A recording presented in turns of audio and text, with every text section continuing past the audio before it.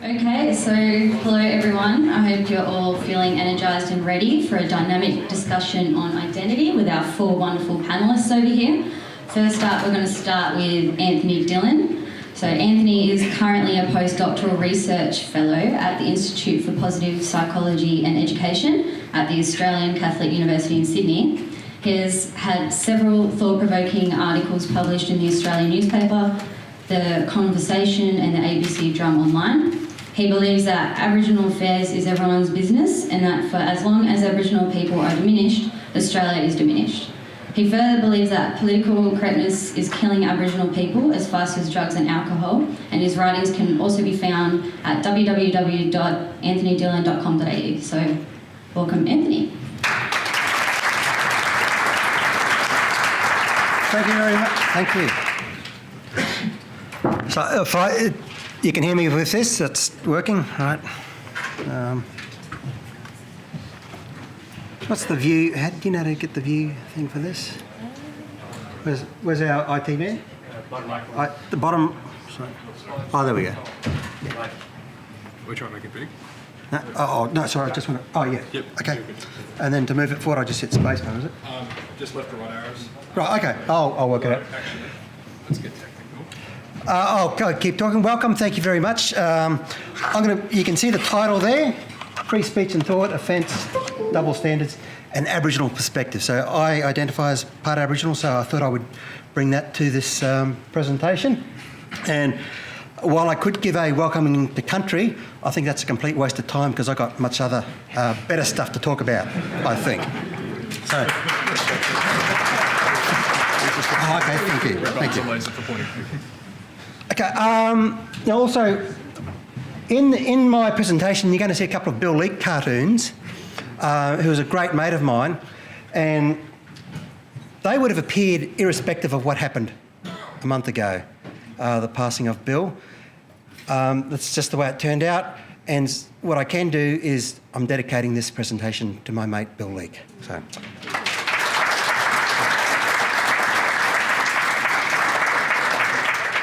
So let me start with a quick story. A man's on a bus. He sees this young, rough, homeless hippie person hop on the bus, and this hippie person's only got one shoe on. And the old man looks at him and says, "You've lost a shoe." And the hippie said, "Actually, I found a shoe." My point is, we can look at things and we can see it differently. And I want you to get used to seeing things differently. Hopefully I will challenge you in this presentation. And I guess this is the heart of what I'm talking about. Okay? Again, from the brilliance of Bill. Everyone there can no doubt see the horse. You could give him a name, Flicker, whatever you want. Who can see the frog? Who can see the frog now? Again, I want you to begin to start to see things from a different perspective, and hopefully I'm giving you a different perspective on old things today. So, is it hate speech or is it just inconvenient speech? Is offence taken or given? It is most certainly taken. Do others have more control over your feelings than you have over them yourself? So this whole idea of you offended me, you upset me, you're basically saying you have more control over my feelings than I have over them myself. If you want to live life like that, giving permission and control to other people to control your feelings, go ahead, be my guest. But please don't try and push that BS onto me, that if I say something, I've upset you or I've offended you. No, I haven't. You've offended yourself. You've taken the offence. That's simply why, I'll come to it more shortly. There it is there. So I could tell a joke to two people from the same family. One could laugh, one could cry and say he's offended. It's not the joke that offends or tickles. It's the individual. They put the meaning to it. Okay, so the speech, the image, the cartoon or whatever does not offend. I hope that's clear by now. There's that cartoon of Bill's. Just a quick joke about this too. Bill and I, we were chatting, we used to chat regularly, and a couple of months after it, he was asking me, he said, "Anthony, when's your birthday? How old are you?" I said, "Well, actually, Bill, I turned 50 on the 4th of August, and I was going to do something, but someone stole the light from me because his cartoon came out on my birthday. I said, some racist man took all the attention from me on the 4th of August with his cartoon. We had a good joke about it.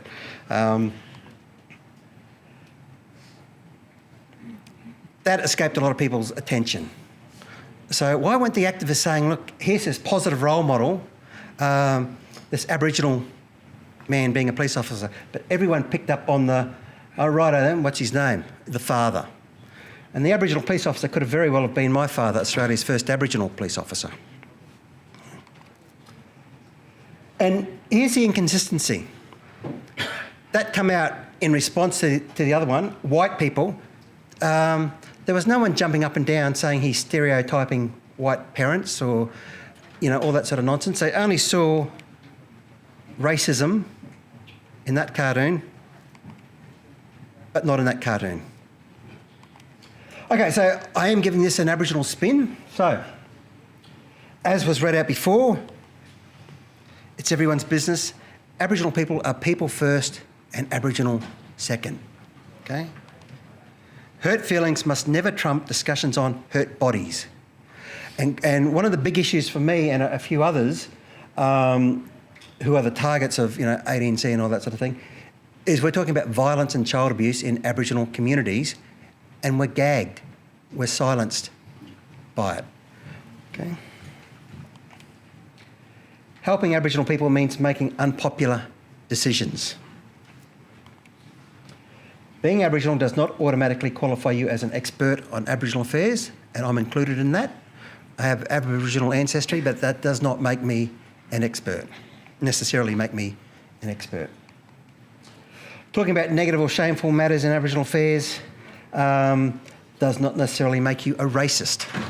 It can just make you a truth teller, an inconvenient truth teller. So what are the consequences for restricting speech and opinions in Aboriginal affairs? Debate and discussion is stifled. The us-them mentality is reinforced. Non-Aboriginal commentators are branded as racists. Aboriginal people continue to suffer.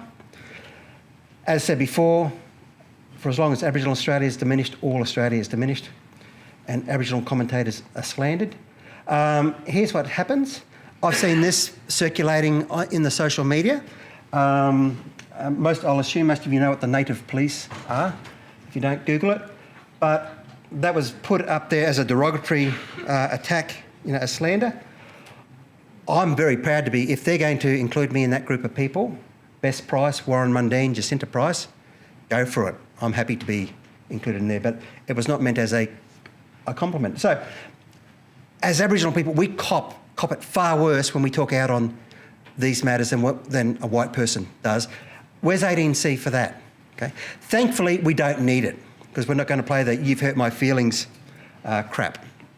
Now, the lady on the left, Jacinta Price, I'm just going to read out to you the things that she has been called. That I need a bullet. I'm a sellout. Coconut brown on the outside, white on the inside. White ass liquor. Slap the bitch. She's going to get speared. Kick her in the cunt. That's what other Aboriginal people say to her and me because they do not like what we say. There's my father, Australia's first Aboriginal cop, Bill, and myself. Thank you very much.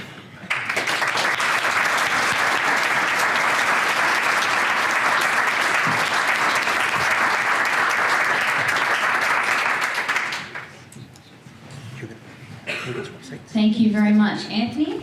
Up next we have the punk rock conservative Daisy Cousens.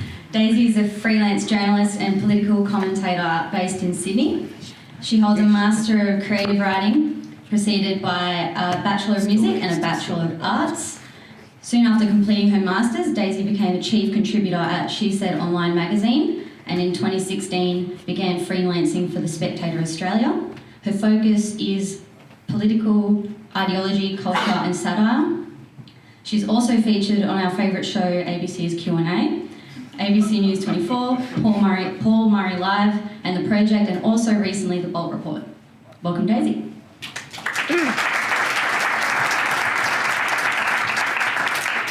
Well, hello everyone. As you know, my name is Daisy Cousens.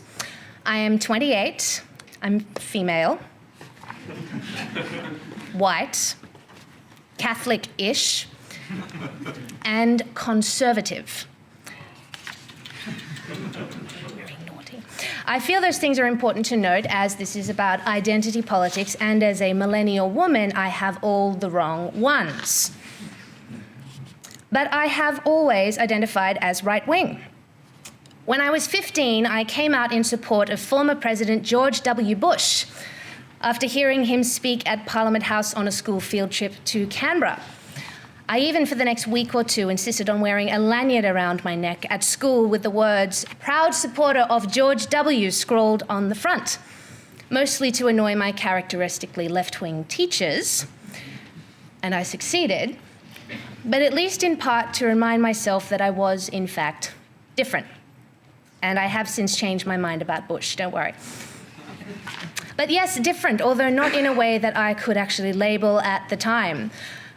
I never understood why my classmates could be given special consideration for late homework for an hour's netball training the night before, when I trained as a dancer nearly every night of the week, competed every second weekend, and still got the homework in on time because I made the autonomous choice to do so.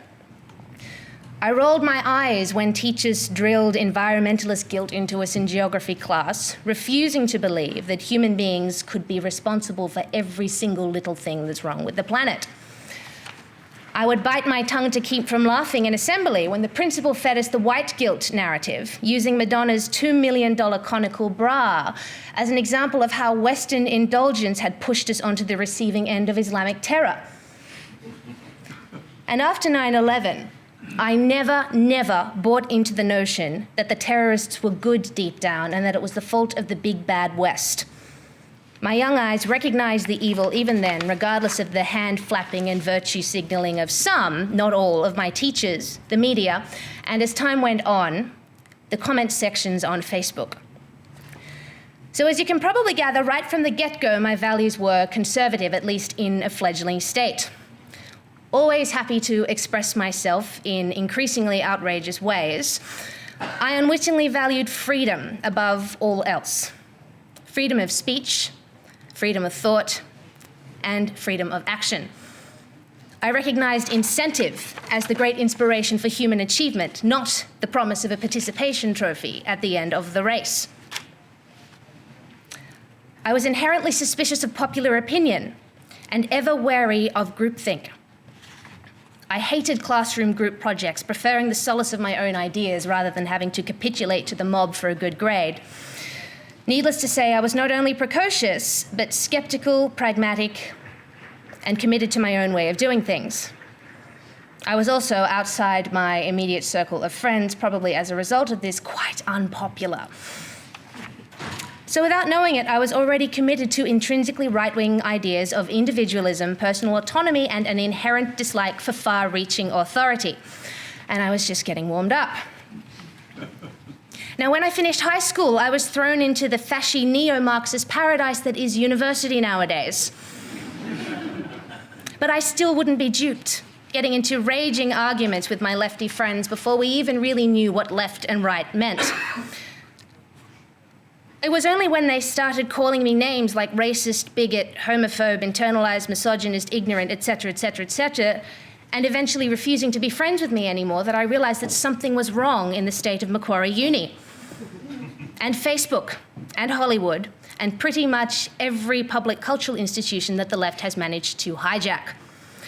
But slowly, after witnessing many inexplicable episodes of Christ-screaming lefty tanty-throwing after announcing that no, I didn't think open borders were a good idea, or that the cradle-to-grave welfare state was a good idea, it occurred to me that the common reaction amongst all my opponents was, "You're a woman. How can you think like that?"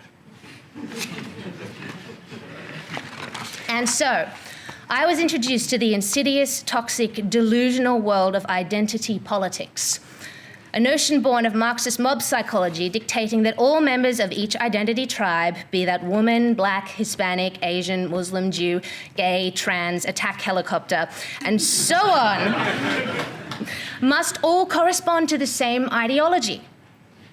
It is the left's favourite mind control mechanism, highlighting and catering to the particular insecurities of a supposedly oppressed group to create a feeling of helplessness, thus inspiring members to turn to their fearless leaders for instruction. And each identity group, however different, is united by a common enemy, the straight white man, who, regardless of having designed and created rather a lot of the Western world, is somehow inherently evil because of his gender and skin colour, which sounds a little bit like bigotry, I would have thought, but whatever. Terrible hypocrites, all of them. Anyway, being a member of a tribe is not without condition. You must adhere to the common ideas, sloganeering, and most obviously complaints of a group, regardless of their absurdity. And the price you pay for disagreeing with the tribe? Defamation, denigration, and eventual exile. However, there is one identity tribe who is particularly good at oppressing its members, ensuring they toe the party line without dissent better than any other. And this is, of course, the noxious, obnoxious, thoroughly sociopathic third-wave feminist left. Third-wave feminism, which is the modern incarnation, differs from first and second wave in the fact that its advocates in the Western world have pretty much run out of things to complain about. The first wave, of course, was all about achieving the vote, and we got that. The second wave was ensuring equality of opportunity, and we got that too. Now, the third wave, on the other hand, nobody really seems to know exactly what it's about beyond semantics. And given the propensity of its members to make colossal fools of themselves running around in pink vagina hats, or protesting the objectification of women by stripping naked and thus objectifying themselves in slut walks, it's very easy not to take them seriously, to write them off as a fad that will eventually implode. But I'm telling you right here and now that they should be taken seriously. Very seriously indeed. Not because what they have to say is somehow enlightening. Their arguments ceased to be groundbreaking about 6 or 7 years ago, which is why they started inventing words like manspreading. They ran out of ammunition. It's because beneath the excess body hair and shrill accusations of male privilege lurks an ideology that actively seeks to oppress and demoralize women as much as any kind of medieval Western patriarchy ever has.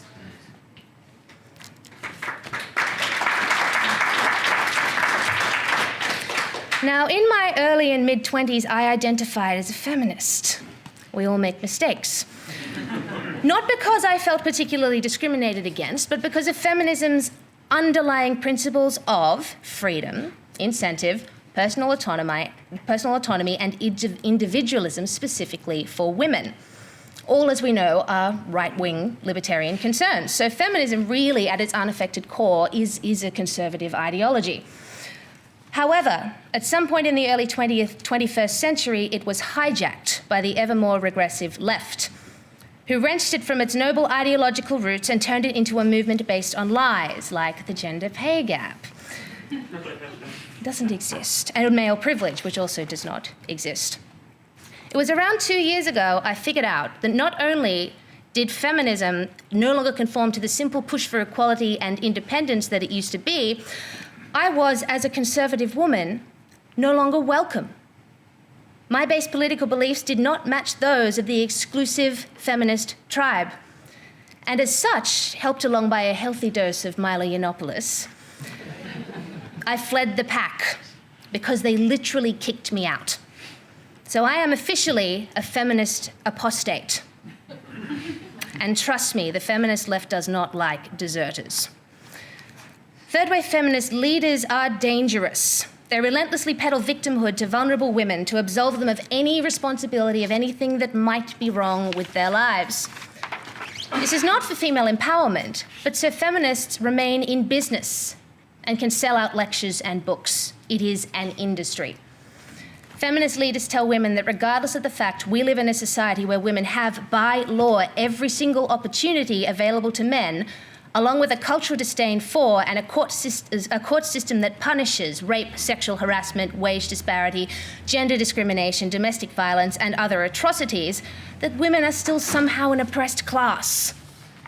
Millennial women, without a doubt the most privileged generation of women in the history of Western civilization, are being told that the playing field is inherently stacked against them. They are told that no matter how hard they try, no matter their unique talents and their traits that make them intrinsically female, they are doomed to fail, because masculinity and the patriarchy will always win in the end, which would seem to me an inherently anti-feminist concept. Young women are told that all men hate them and are somehow, by virtue of their gender, privileged over them. They are taught that men, especially white men, are to be viewed with at best suspicion and at worst outright loathing, deserving of punishment for a patriarchal past. It is the definition of a regressive ideology, the antithesis of productivity and the great inhibitor of freedom. The world feminists depict is, needless to say, utterly falsified. Most women do not thankfully buy into this. If you look at every poll from YouGov to Ipsos to the Fawcett Society, you'll find that while most women advocate for gender equality, about a third or less actually call themselves feminists. The two primary reasons for that being they see it as too extremist and too man-hating. They would be correct. So why don't more women speak out against them? Well, the reason is their very shady and underhanded battle tactics. These women are not interested in debate. They are not interested in the civil exchange of ideas, meeting in the middle, or agreeing to disagree. They are interested first and foremost in maintaining control of the tribe and are so sure that their way is the correct way. They believe that not only can they do and say absolutely anything they want, they believe that anyone who contradicts them or stands up to them in self-defense should not only be silenced, but actively punished. And I know from my own rather recent experiences with the feminist left in Australia, one little feminist leader in particular, who I'm sure you can all probably guess. She's from South Australia, she just released a book. They have no problem with attempting to humiliate their opposition into silence, using the same commentary they would denounce as the worst kind of misogyny if directed to their own and uttered by a man. The hypocrisy is staggering. So to anyone in the room with daughters, sisters, friends, cousins, nieces, I am issuing you a warning. Lock up your girls. It is very, very easy to be duped by a comfy victim mentality. And given the fact that the left has a monopoly on the media, social media, and Hollywood, home to the truly insidious feminist leader Lena Dunham, their propaganda is everywhere. Third-wave feminism robs women of incentive, hope, and aspiration. It turns men and women coexisting happily together on the planet into an all-out battle of the sexes, where the only team allowed to throw a punch is the one in the pussy hats. And while the situation for women in the Western world is still not yet perfect, it is the best it has ever been. The emancipation of women has granted us freedom, personal autonomy, and the right to do and say whatever we please. As such, regardless of what the feminist left continues to plaintively insist, the identity politics of being female is not in any way bound up in third-wave feminism. Thank you.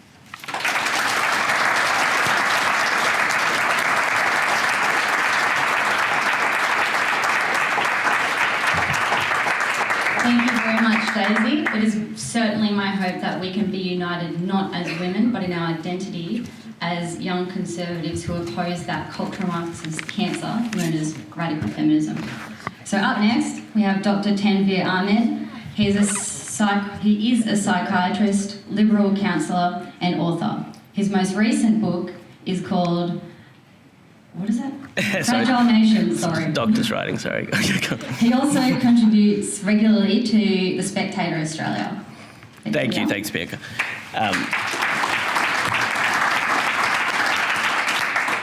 Now, thanks to all of you for attending, and it's my privilege to attend the stage, especially after such an exciting presence like Daisy, but lovely to meet some other people who I've read before but never actually met in person.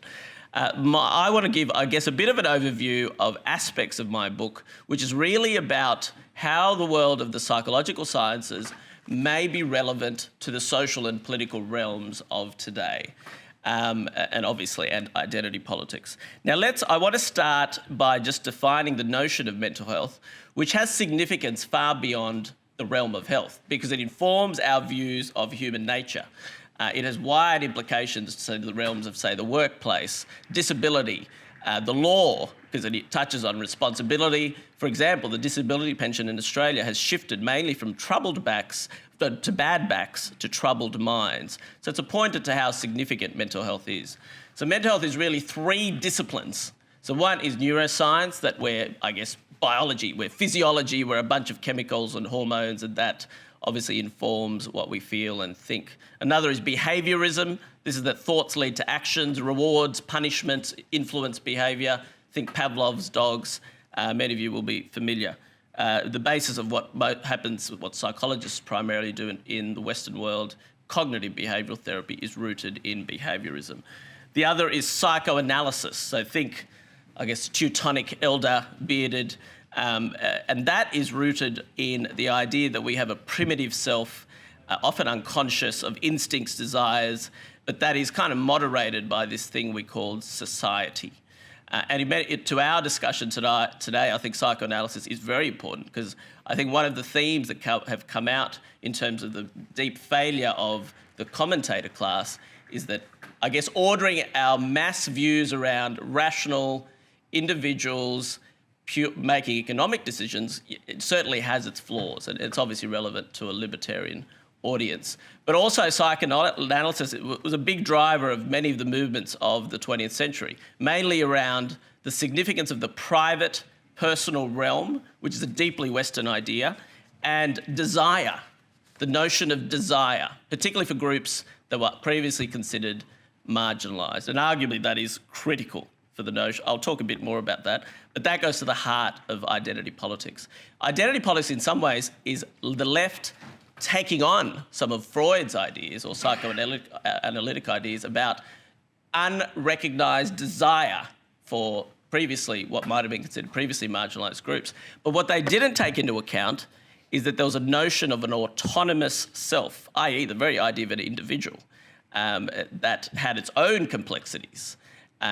Or any type of distress that is felt, particularly for non-white male groups, was immediately projected onto the outside, i.e. in patriarchy, capitalism, etc. I'll touch more on that. Now, this notion of mental health then plays out at a time when Western societies have become largely post-religious. So the majority of our population no longer structure their lives around organised religion. And this is where I sometimes joke that I'm a secular priest, that they make sense of their lives through psychology and mental health. So half a century ago, we may have had characters with moral connotations of good and bad, and now we have personalities where the connotation is more about self-presentation. So a lot of morality now comes through the line of mental health. Now, as part of being post-religious, life's project has shifted to one of seeking individual self-fulfilment. And in many ways, many of us were kind of preoccupied trying to, I guess, fine-tune our psychological well-being. And I think there's a huge factor in a lot of what goes on, both at a private and public realm.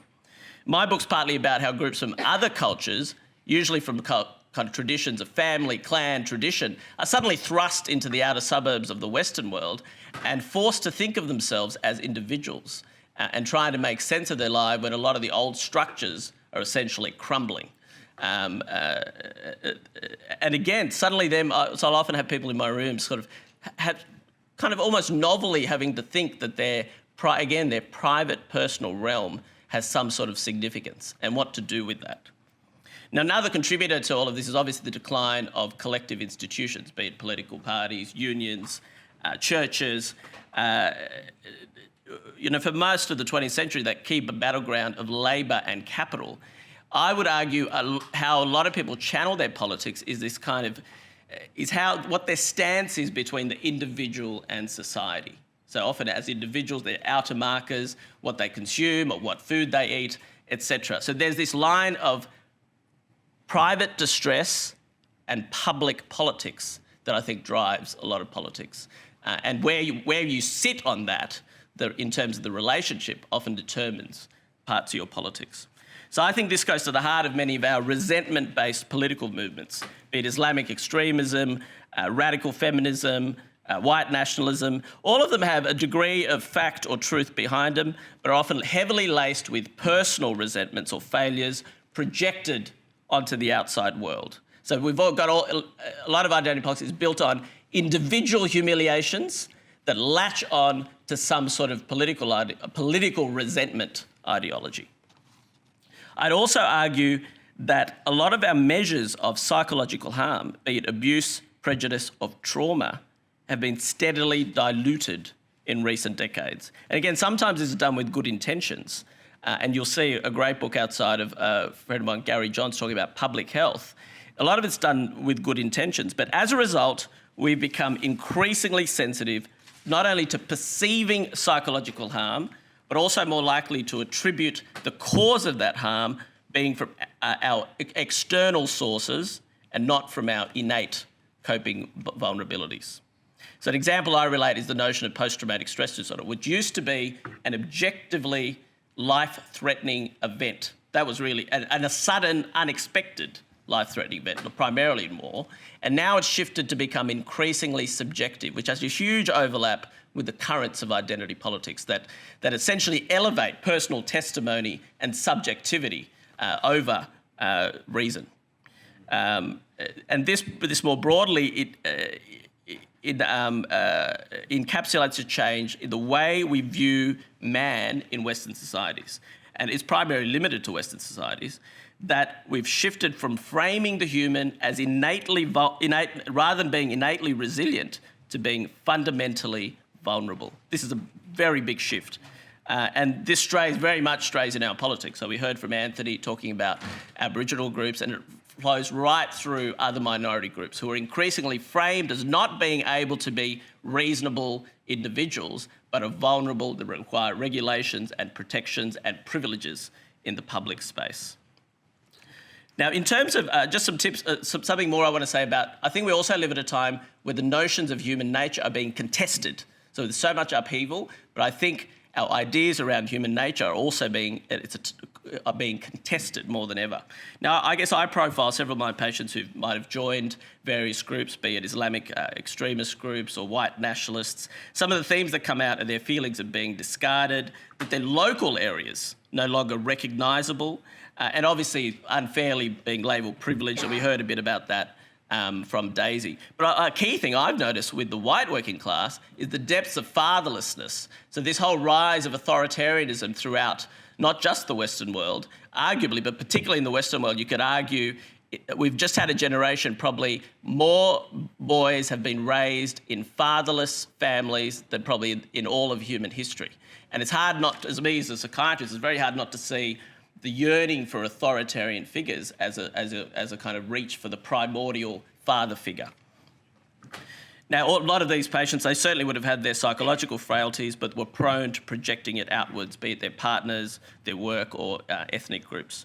My job's often to recognise their distress had significant internal origins, that there was actually something of an autonomous self. That's at a deeper level. And that, again, that's quite a Western idea. Freud and Marx did not get on, exactly because Marx really barely believed in the individual, and certainly not this idea of the autonomous self. As a result, distress people feel of any kind of group not considered privileged is automatically believed by some external power structure, be it patriarchy or capitalism. So some of the people Daisy was alluding to, I look at them and there's so much of a history of individual humiliation, resentments that are often more about them, but then the way they've dealt with that is latching onto a movement, and it's almost, it's their version of therapy, if you like, but it's a very unhelpful one. And that's the way they've decided to cope. Now, back to the working class white male, arguably much of the past half century of progressivism is rooted psychologically in attempting to tame traditional masculinity, which is often referred to as toxic masculinity. This is where Hillary came across as kind of the overbearing headmistress, telling the boys at the back how naughty they were and to sit in the corner. So Trump was that naughty boy and symbolised a kind of blowback of our primitive urges, probably over-suppressed in an era of political correctness. Trump is the Freudian id of Western civilization. And his election is in part a vote for a traditional view of man and his nature, away from the trends of psychology and authenticity. So a little bit more about authenticity. I think that also drives, there's all this yearning for purity. So a lot of the Muslim patients, for example, what they're looking for is some pure version of Islam that sits above what they think are stains of their ethnic cultures, for example. Likewise, you see so many groups trying to find all these movements around food and alternative medicine. Again, in this post-religious society, people are searching for the sacred, notions of purity in all variety of ways. And this is partly why we have such a fractured politics.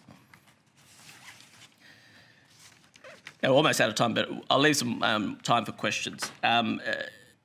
Look, in short, the broad upheaval we are currently enduring extends to views of human nature.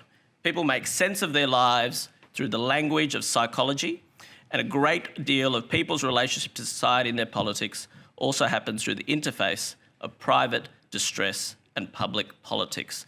Identity politics is rooted in the recognition of desire, but its failure is in the rejection of the notion of the autonomous self, which is utterly connected to the fundamental ideas in the West of the individual and probably the Christian tradition. Thank you.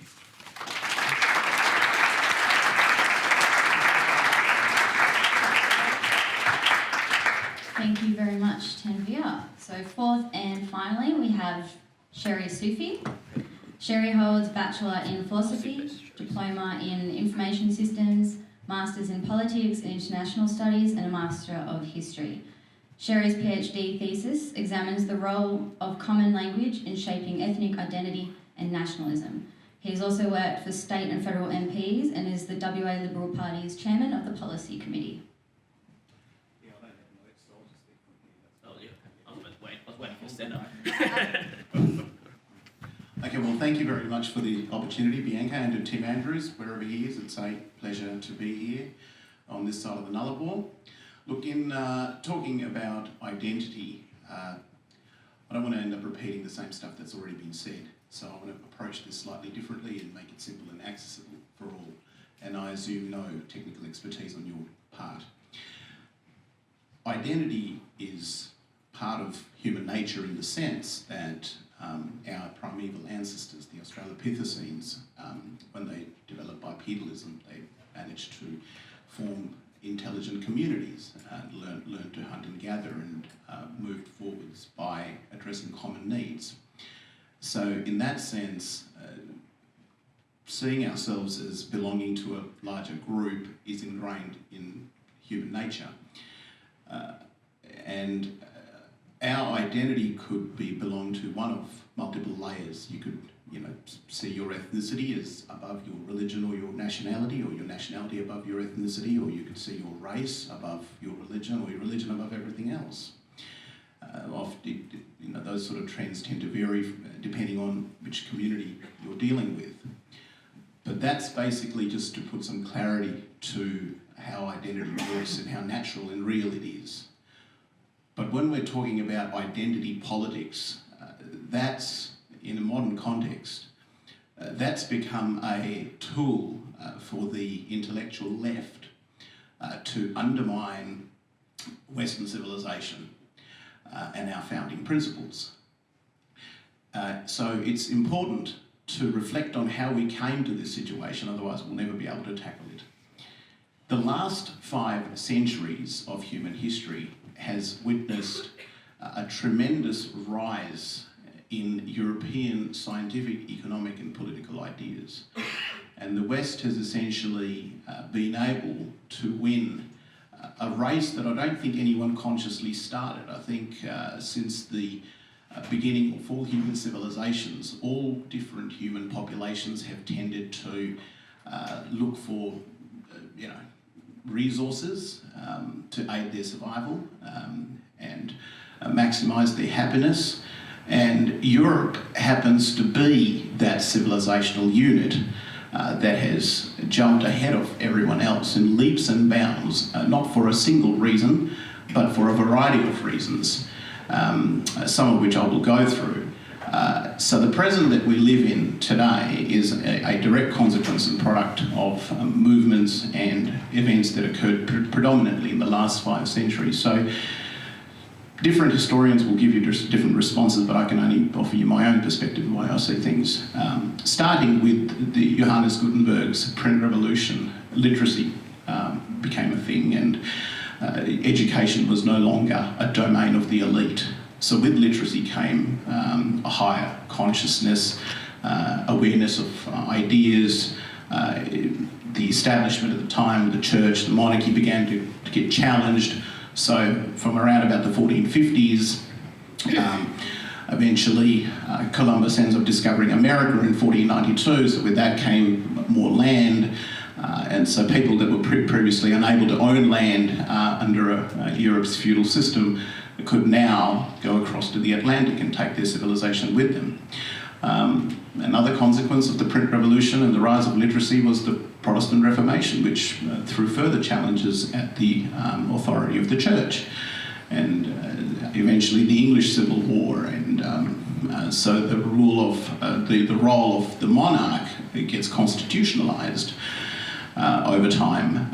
And one thing led to another, and then you had the Enlightenment, then you had the Industrial Revolution, and so by the time you come to just after the French and the American revolutions at the latter half of the 18th century, the West pretty much owns the world. There isn't a continent on the face of this planet where either the Brits or the French or the Spaniards haven't set up a colony. And so around about the 1800s, an intellectual class emerges which concurrently begins to doubt the West's right to rule the world, and you see this sort of a doubtful idea encapsulated in the views of British Prime Minister William Gladstone, who basically said that Britain doesn't have any right to rule the world. Why are we expanding our civilization? The other bloke, also a Prime Minister at the time, Benjamin Disraeli, had different ideas. So he thought that it was perfectly okay for the British Empire to expand its dominions. It was the natural thing to do. The Arabs had done it. The Arabs had spread Islam starting in the 7th century, and so on and so forth. So what happens is the 1800s are predominantly dominated by the might of the British Empire. By the time we come to the 20th century, it starts with 2 great wars, the first and the second. By the end of World War II, America takes over as the global superpower, and as things stand to date, whoever's tried to challenge American might has learnt the hard way that you're not going to remove America's status and military might anytime soon, as I guess the Russians learnt. So this is a fact that the bulk of technology that we use in the world might be made in China or Japan or wherever, but it was either invented by a European or an American, and that's not a coincidence. The first person to circumnavigate the globe, Ferdinand Magellan, was a European. The first person to land on the moon was a person of European descent, Neil Armstrong. The first person to climb Mount Everest was a person of European descent. So, when you look at far-right movements in Europe and other parts of the Western world that look at themselves and often end up subscribing to some sort of a notion of supremacy, while we all detest that idea, I can understand where they're coming from, because they're looking at the world and they're saying everything is a product of Europe and America. So that's basically a general overview of what's happened over the last 5 centuries. As part of that doubt that we're currently dealing with on the part of the intellectual left, they have turned identity politics into a mechanism for undermining the West, which is the dominant civilization. And they do that by making people of non-European descent feel like victims of colonialism and oppression. So an Aboriginal person in Australia, for example, would be told that, that Europeans came here in 1788, they stole your land, you need your sovereignty back, and so we need to have constitutional recognition. Inserting a few sentences into the nation's most sacrosanct document is going to somehow fix all the problems of the world. The intellectual left tells Muslim people that you were once a great civilization during your golden age, and Osama bin Laden doesn't represent your beautiful, peaceful religion, and it's all the fault of the West for all these wars in Iraq and Afghanistan, and you need to feel proud of yourself and stand up for your culture and everything will be okay. And I think that is a real problem. We need to have an honest and open discussion about the preeminence of liberalism, pluralism, democracy, tolerance, and the freedoms that we cherish today. And this whole problem started with doubt, and it's going to finish with the elimination of doubt. The way that's going to happen is by us talking about how the West came to dominate the world in the last 5 centuries. So I encourage you all to familiarise yourselves with the history. Read widely, and don't just look at conservative historians, look at all sorts of historians, and learn the arguments and throw them at the left, because that's where they struggle. So that's where I'll leave you today. Thank you.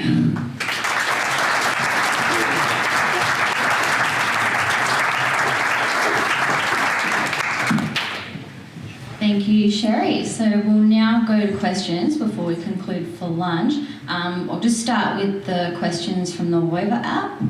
So first one is addressed to Daisy, and it's, what is your view on the hypersexualised nature of third wave feminism and the insistence that extreme promiscuity has no consequences?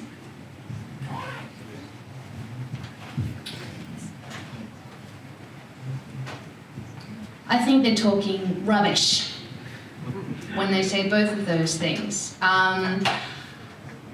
I guess that whole concept, it sort of came from the sexual revolution when, female sexuality, it was shamed to, I guess you call it shamed to a certain degree, and it was good that women came out and said, hey, we're sexually autonomous beings as well, and that's great, I support that. But nowadays people have completely ignored the fact that men and women are different, as we know, and have very different attitudes when it comes to sex, right down to biochemistry. When women have sex, they release more oxytocin, for instance, which is the cuddle hormone. So, feelings of love, commitment, etc., literally coursing through your brain. And that's, for obvious reasons, because women are the nurturers, they have children, men were the hunter-gatherers, and they went and stabbed things while women looked after their kids, and that was fine. But that whole concept has been completely thrown out the window. And that's a huge problem for women, because on one hand you're sort of damned if you do and damned if you don't. So if you don't go out and have promiscuous sex, well, you're called a prude, and if you do, you're celebrated, but then if you do it too much, you're called a slut. So it's a lose-lose situation. But I have girls I have friends with who are sort of 22, and they go out and they have a one-night stand, which is fine. But they come to me the next day in tears saying, oh, he hasn't called me, he hasn't texted me. And I said, well, did he say he was going to? No, but we had a really nice time. And I said, sweetheart, he's under no obligation. But because men and women are different, women will instinctively have that reaction. So I think women should be allowed to do whatever they want in terms of, sexual autonomy. But I think ignoring that key difference, and there's nothing wrong with that difference between men and women, is a mistake, and it is going too far. So that would be my view. So next up, it is a question for everyone. What do you think about the insidious creep of identity politics into our school curriculum? What impact do you think this will have on the current generation as they move into adulthood and into the workforce? They're just going to make Australia a dumber nation. We've got to come back to basics. Someone else want to? Yeah, sure. I'll allude to it. Look, as someone, I have 2 girls, they're 10 and 7, so it is something, and one of the things I write a whole chapter about the psychologization, if you like, of the school space. And if you speak to teachers, it's fact they all talk about how there's been such an increase in the amount of work they have to do around mental health and outright parenting, right? So that speaks to broader trends, both parents working, fragmentation of the families, etc. But it's also about some of the themes I was talking about, where there is a cultural rise of mental health. Often, increasingly, many of us have difficulty regulating difficult emotions. There are bigger movements around that. So these are around sort of, and Anthony might have some ideas too, so the self-esteem movements, positive psychology, the suppression of our primitive, darker selves. So the decline of both religion and psychoanalysis has also meant that we've sidelined certain views of man and human nature. And I think in part this comes across in mental health, where people increasingly have difficulty dealing with difficult emotions because they're almost taught that we can't have these. And I think that plays out in kids to some extent too. But in short, in my experience, I haven't necessarily seen, say, safe schools, etc., infiltrate our local high school, but I have seen, say, the headmaster come up in the Friday assembly and give a big talk, kind of 15 talks on resilience or so, which I don't entirely oppose, but it is curious about, you definitely see this sidelining of just teaching, maths, science, etc., and increasingly having this more psychologised space. But I think if you think about kids as canaries in the mine, schools are this broader pointer about wider trends in the culture. Well, I think the result of this will be, and sort of is, that I think the most maligned group now in Western society are straight white teenage boys. Because what they're being taught in school under programs like the Safe Schools program, and the idea of male privilege is that everything is wrong with them. Literally everything is wrong with them simply because they are straight, white, and male, and that can lead to all sorts of things. I'm sure it must contribute to the suicide rate with men under 40, pushing out that terrible self-loathing attitude. And in turn, they're teaching girls, as I was saying, that all men hate them and want to inherently rape them. That's not an exaggeration. That is the idea that is being pushed. And all that will do is create an even more falsified view of the world and drive even more of a wedge between the two genders. And I think it's dreadful, and it needs to stop. So one more quick question from the app and then we'll go to the floor. So this is for you, Tanveer. You touched on Trump as a pushback against the narrative of toxic masculinity. Could the rise of violence on the left, such as the battle for Berkeley or the Milo protests, etc., also be a result of the demonisation of masculine energy? Thank you. In short, I'm not sure. Like in terms of, I think violence, in terms of primitive urges on the left, I think that's just, I don't think it's necessarily the same thing. I think that is really about, sore losers may be a strong term, but I think that is really a kind of a real, we've had lots of people talk about a crybaby, etc. So it's really about people, a whole movement that's been built on personal testimony, authenticity, subjectivity, and essentially emotion, a lot of emotion and desire. So suddenly that's been kind of discarded or rejected to an extent. And what is the blowback? Kind of this primitive flinging of more kind of emotion and a kind of a screaming yelp, if you like. So I don't necessarily think, I think the broader thing, point I was making about masculinity being suppressed as part of progressivism overlaps with some of Daisy's comments that part of progressivism has a very strong link with feminism. And the broader idea is you sideline our primitive selves, which includes traditional masculinity. You have a broad society where we're all rational and civilised, and we have an elite, data-driven professional class that make decisions for the rest of us, which is essentially what happened to the left, where they became representatives of a professional class rather than the populace at large. But in terms of what's going on now, I think that's just literally a primitive screaming at several decade movement which has been pricked in quite a significant way.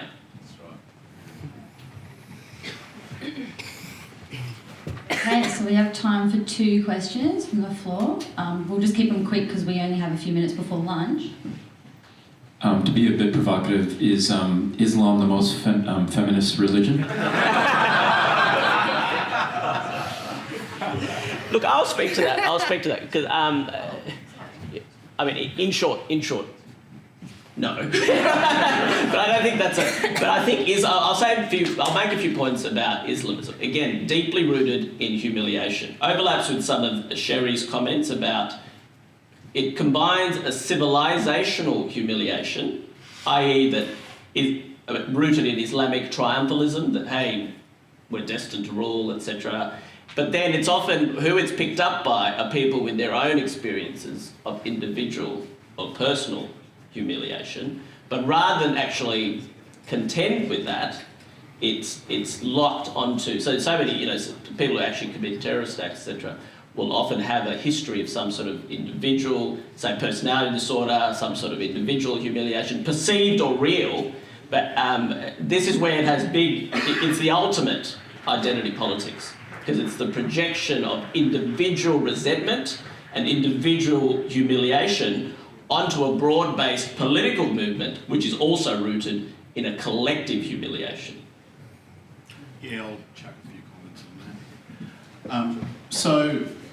I'll explain what Yasmin Abdul-Magid, a person I detest, was actually trying to say on Q&A. I'm doing her a favour here, actually. I wouldn't have presented the case in the superlative, the most.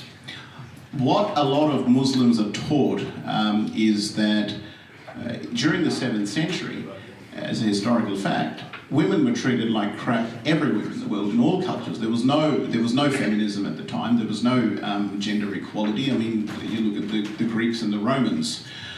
You hear about Socrates and Plato and Aristotle and all men. Every philosopher is a man. Alexander the Great was a man. There's no women we generally tend to think of everywhere in the world. So relative to the realities of the 7th century, there were certain measures that Muhammad pursues after the Hijrah, predominantly when he moves from Mecca to Medina. And one of those was the things that she mentioned in her rant on Q&A, that women can retain their surname after getting married because they're not the property of their husband. Women can run and operate a business, which was, we take that for granted today, but back then in the 7th century Arabia, that was a pretty big deal. So, there's 2 or 3 things, you could call them social reforms, I guess in modern terms, that the founder of Islam pursues in the 7th century, which Muslims tend to exaggerate the scope of these reforms relative to the needs of the time and try and make it sound like, Islam's the most feminist religion in the world. So, yeah. So apologies,